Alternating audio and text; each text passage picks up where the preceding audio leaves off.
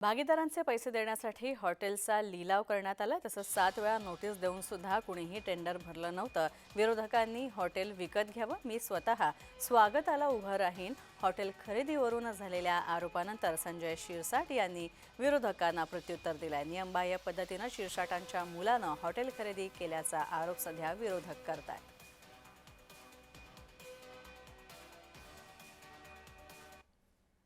की आता सरकारला लुटायचं किंवा त्या हॉटेल ज्याची आहे त्याला लुटायचं काम सुरू केले की काय, आणि त्याची रक्कम जवळपास 110 कोटी रुपये त्यांनी सांगितली।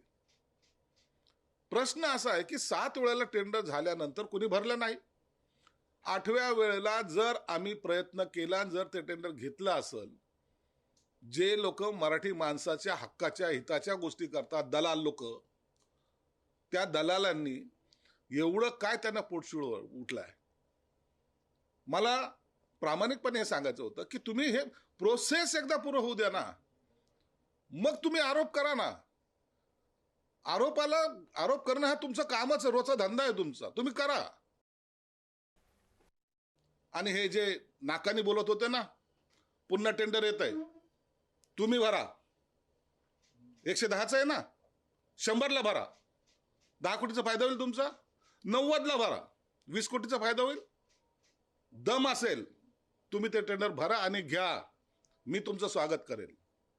मला याच्याबद्दलचं वाईट वाटणार नाहीये, मी जलस किंवा तुम्हाला चॅलेंज म्हणून सांगत नाहीये, परंतु या माध्यमातून एखाद्याची राजकीय प्रतिमा डागाळण्याचा प्रयत्न, एखाद्याच्या घरात घुसून त्यांनी काय व्यवसाय करावा याबद्दलच्या चर्चा ज्या मूर्खपणाच्या आहेत।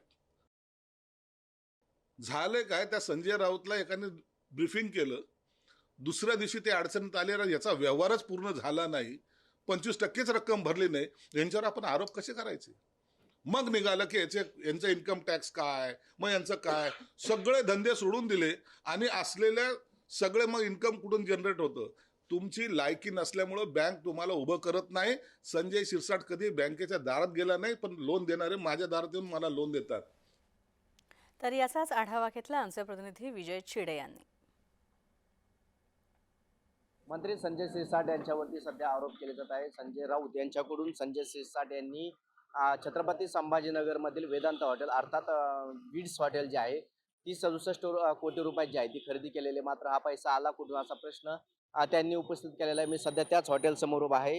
ही हॉटेल जी आहे ती छत्रपती संभाजीनगरमधील वेदांत अर्थात विड्स हॉटेल जी आहे ती ही आहे। आणि याच हॉटेलवरून जो आहे तो संजय शिरसाट हे पुन्हा एकदा अडचणीत आल्याचे पाहायला मिळत होते। संजय राऊत यांच्याकडून संजय शिरसाट यांच्या विरोधात जो आहे तो आरोप करण्यात आला होता। संजय शिरसाट यांच्या मुलांनी ही हॉटेल 67 कोटी रुपयात खरेदी केलेली आहे। मात्र हे 67 कोटी रुपये आले कुठून असा प्रश्न त्यांनी उपस्थित केला होता। हे संपूर्ण 50 खोकेमधील पैसा असल्याचं त्यांनी म्हटलं होतं। त्यानंतर ही हॉटेल जी आहे ती छत्रपती संभाजीनगरच्या मुख्य जागेवरती आहे, त्यामुळे ही जागा संजय शिरसाट यांनी बेकायदेपणा लिलाव करून जी आहे ती खरेदी केली असल्याचा आरोप देखील संजय राऊत यांनी लावण्यात आला होता। त्यामुळे आता संजय शिरसाट यांच्याकडे एवढा पैसा आला कुठून असा प्रश्न देखील त्यांनी उपस्थित केला होता। मात्र यावरती आता मंत्री संजय शिरसाट यांच्याकडून देखील प्रत्युत्तर देण्यात आलेलं। ही हॉटेल जी आहे ती 5 जणांनी खरेदी केलेली असल्याचं देखील त्यांनी सांगितलं होतं। त्यांना या हॉटेलमध्ये 5 पार्टनर असल्याचं देखील त्यांनी म्हटलं होतं। मात्र यावरती विरोधी पक्षनेते अंबादास दानवे यांच्याकडून देखील आरोप करण्यात आला होता। मंत्री संजय शिरसाट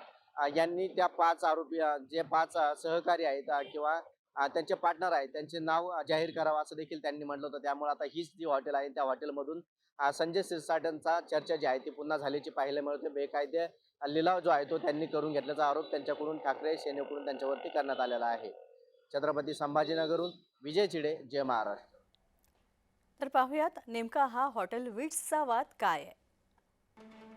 संभाजीनगरमध्ये रेल्वे स्टेशन जवळील हॉटेल विड्सचा लिलाव झाला होता।